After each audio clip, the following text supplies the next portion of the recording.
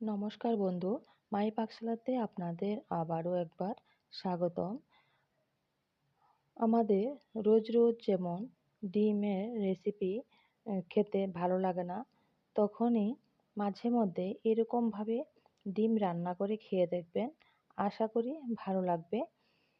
এই রেসিপিটা খুবই সহজ একটি রেসিপি। আপনারা বেশি সময়ও লাগে না, খুব সহজেই এই রেসিপিটা করা যায়। আমি এখানে হাঁসের ডিম নিয়েছি, 3টি ডিম নিয়েছি।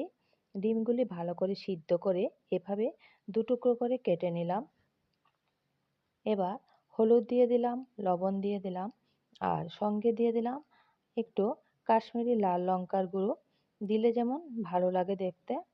এবার দিয়ে তারপরে ভালো করে একটু হাতের সাহায্যে এভাবে মেখে নিলাম, মেখে নিয়ে রাখলাম।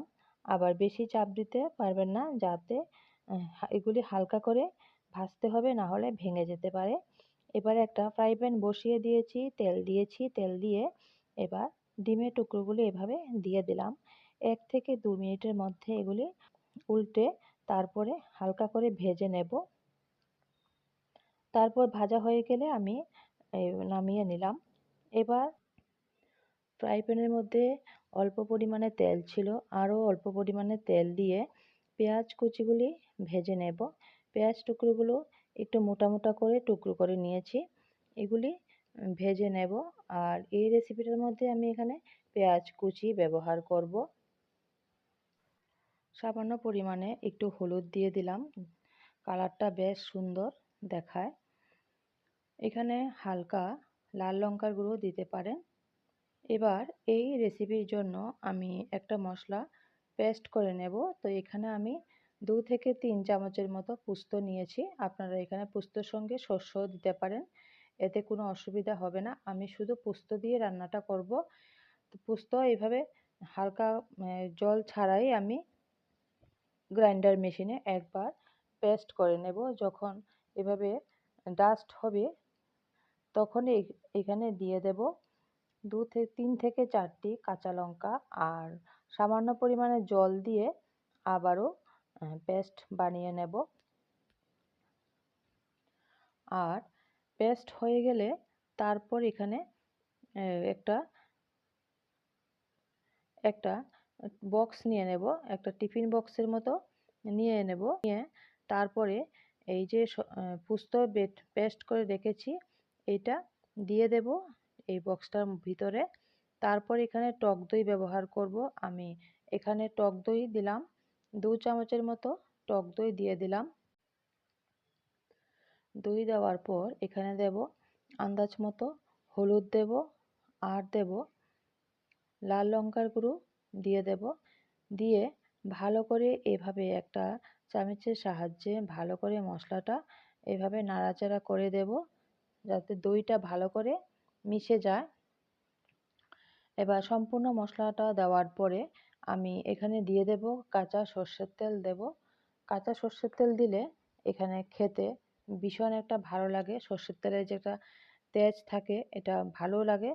তো এখানে 2 চামচের মতো আমি সর্ষের তেল দিয়েছি, দিয়ে মিক্সচার জারটা ধুয়ে জল দিয়েছি, দিয়ে আবারও নাড়াচাড়া করে দেব। তারপর এখানে ভেজে রাখা পেঁয়াজ কুচিগুলিও দিয়ে দিলাম। পেঁয়াজ কুচিগুলি দিয়ে তারপরে আবারও নাড়াচাড়া করে দেব। এই রেসিপিটা অবশ্যই একবার করে খেয়ে দেখবেন, আশা করি ভালো লাগবে। ভালো লাগলে লাইক কমেন্ট করতে ভুলবেন না। নতুন বন্ধু যারা আছেন আমার চ্যানেলটাকে সাবস্ক্রাইব করে আমার পাশে থাকার জন্য অনুরোধ রইল। এবার আমি সম্পূর্ণ মশলা মিশিয়ে নিয়েছি। এবার ভেজে রাখা ডিমের টুকরোগুলি দিয়ে দিলাম। দেখুন কতটা সুন্দর লাগে। দিয়ে তারপরে 4 থেকে 5টি কাঁচা লঙ্কা এভাবে দিয়ে দেব। আর উপর থেকে আবারও 1 চামচের মতো সর্ষের তেল দিয়ে দেব।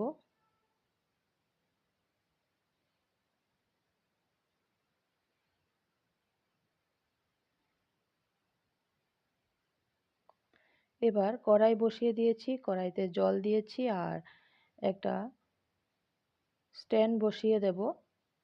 এই স্ট্যান্ডের উপরে আমি টিফিন বক্সটা এভাবে রেখে দেব। এটার ভাপেই সিদ্ধ হয়ে যাবে। এবার জল দিয়ে তারপর এটার উপরে বসিয়ে দিয়েছি, আর একটা বড় একটা বাটি দিয়ে আমি এভাবে ঢাকা দিয়ে দেব।